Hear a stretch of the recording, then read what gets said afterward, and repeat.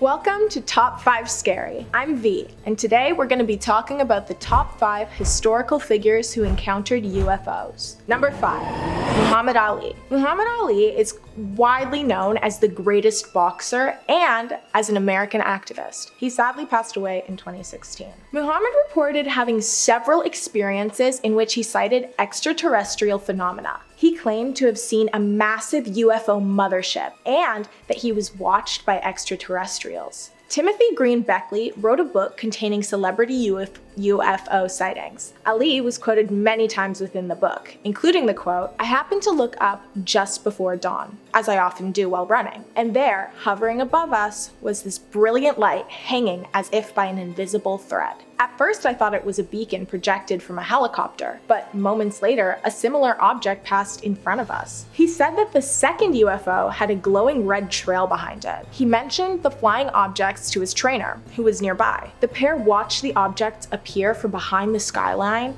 and then fly overhead for about 15 minutes. Ali noted that there had actually been other UFO sightings in the area that same night, including a report from a pilot preparing to land at the Newark airport. The chapter of Beckley's book surrounding Ali contains many sightings. Ali claimed to have experienced 16 sightings. Ali believed that UFOs had been watching him for quite some time. He said that in the early morning he could see them in the sky, playing tag. He recalled, "The closest one happened when a cigar-shaped ship hovered briefly over a car I was a passenger in one night, driving north on the New Jersey Turnpike. What a sight that was. We could see the shadow made by the UFO as it passed over the pavement of the road in the light of the full moon." The author and Muhammad Ali met many times. Beckley stated that Ali seemed to enjoy speaking of UFOs, adding that he was a stone-cold believer. There was no question to him about whether they were real or not. Muhammad had seen a UFO at his training camp in the Poconos Mountains. He had seen a light coming down towards the mountains and hovering above the valley. The UFO was shaped like a cigar, but blunt on both ends. He couldn't see any windows, but he was certain that there were beings on board. The next night, the ship returned, and this time his companion was able to catch a glimpse of the ship as well. Muhammad Ali was an amazing, smart, and kind man. His claims of UFO sightings are supported by other witnesses and by his honest, hardworking personality.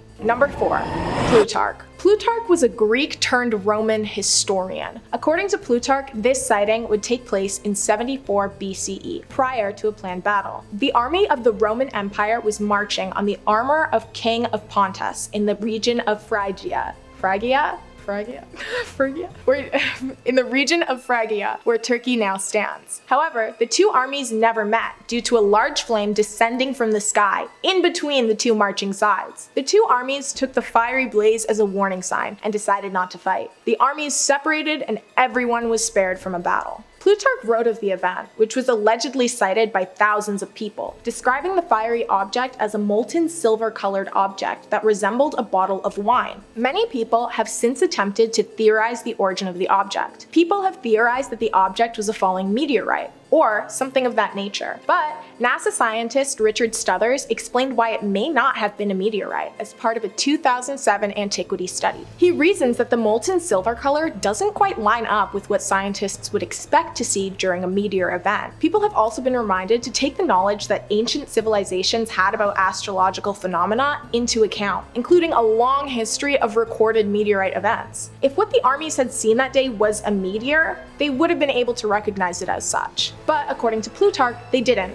which leaves the origin of the wine-shaped object a mystery. Plutarch, though a credible historian, has been known to emphasize the moral lessons of history, sometimes at the expense of accuracy. Some believe that the passage written was an allegory, used to relay a message about war, and it was not to be taken literally. But the fact that this phenomenon was witnessed by thousands of soldiers adds to the credibility and mystery behind the event. Number 3, Alexander the Great. Alexander the Great was a king of the ancient Greek kingdom of Macedon. He spent most of his years conducting a military campaign throughout Western Asia and Egypt. In 329 BCE, Alexander the Great led his army in a conquest to conquer the known world. As he and his army were preparing to cross the Indus River, Alexander and all of his troops watched in awe as two great shining silvery shields spitting fire from around the rims emerged from the skies. The two shields allegedly dove at his army until the elephants, Horses and men were too scared to cross the river where the terrifying incident had occurred.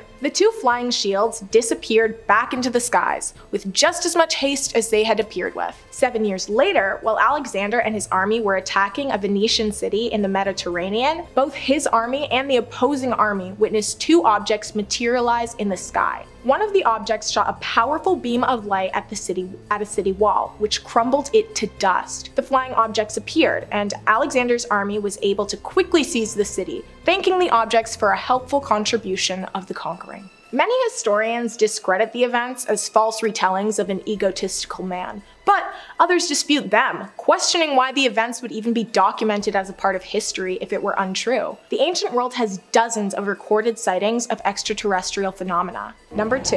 John Lennon. On August 23rd of 1974, while in New York, John Lennon reported sighting a UFO. He claimed to have seen a UFO slowly and silently flying overhead. John had been laying in his bed and decided to head out to the balcony for an evening cigarette. While he was smoking, he looked up at the sky and noticed odd lights flashing. When he turned around, he saw a large circular flying object flying silently, dark in color and adorned with white pulsating lights around the rim and one red light on top. He called for his girlfriend, May Pang, who joined John on the balcony and saw the same object overhead. She began to shout, "It's a UFO!" The object seemed to be about 2 or 3 stories above them and just nearly cleared the building next to them. The saucer moved at a slow pace before turning sideways and floating down the river. Then it hovered above a building before heading to another part of the city. After stopping at a bridge, it flew quickly up to the sky. During this point in his life, many thought that he may be insane. But May Pang reported that he was not crazy and that she witnessed the sighting as well. The sighting was also reported by many other New York citizens at the time. John Lennon references this experience in the song "Nobody Told Me," writing, "There's UFOs over New York and I ain't too surprised." Number 1.